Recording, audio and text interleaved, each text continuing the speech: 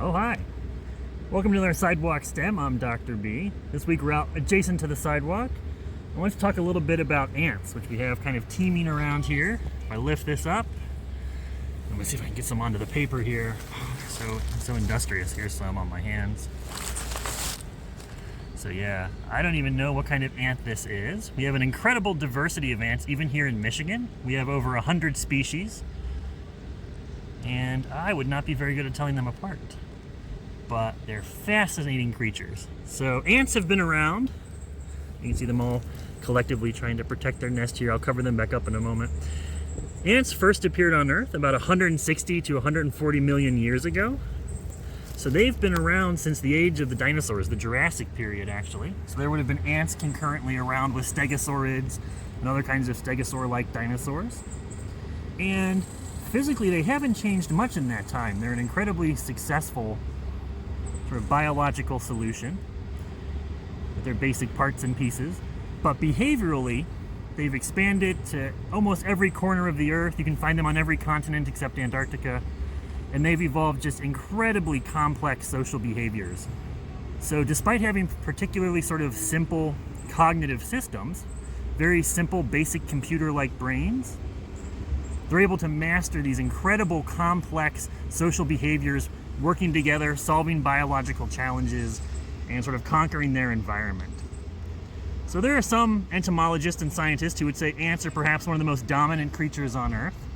For every person, there's estimated to be at least 1 million ants, and the total biomass of ants probably outstrips that of humans by quite a bit. And they are just everywhere. Some scientists have even said that ants move more earth, they move more dirt every year collectively than humans do. So even though they're very tiny and they're moving at little tiny mandible-full by mandible-full, there's so many ants in so many corners of the earth that collectively they're just moving more of it under our foot than we do with all of our equipment and machinery, which you can even hear in the background here. And so one thing that makes ants really interesting, and kind of is a part of their biological success story, is that most of the ants you find in a hive are infertile females. They're all sisters.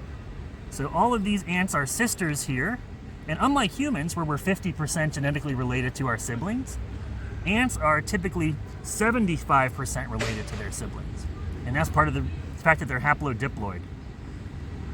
And so there's one queen, and she lays all these eggs that grow into these infertile sisters that work and fulfill sort of all the needs of the hive.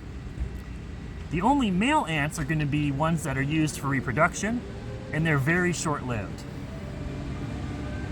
The fascinating fact about ants is that they're incredibly efficient.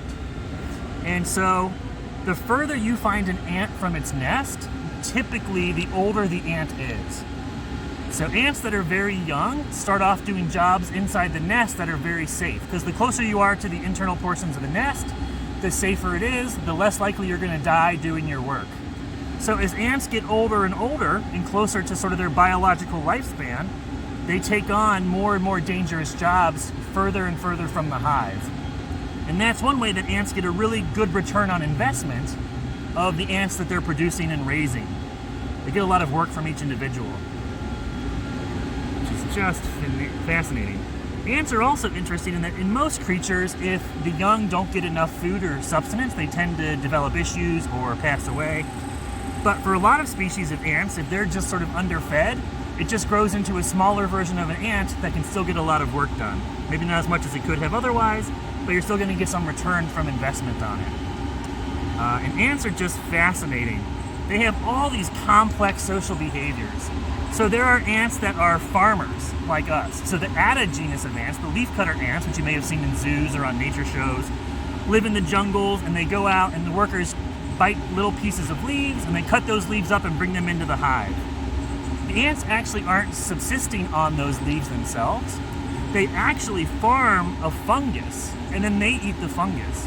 So they bring the leaves in and they bring it into the hive, which they've built with just the right kinds of depths and humidity to be a really good incubator for the fungus they feed on. So they bring all this dead leaf matter in, grow the fungus, eat the fungus, take the dead leaves out, bring new leaves in, and they keep farming the fungus that way. There are also ants that ranch, things like sugar ants. that will take these aphids, these sort of beetle-like insects, and they carry them and put them onto pastures, if you might think of it that way, or leaves that the aphids eat. And the aphids secrete sort of an extra amount of sort of a sugary substance that the ants themselves eat.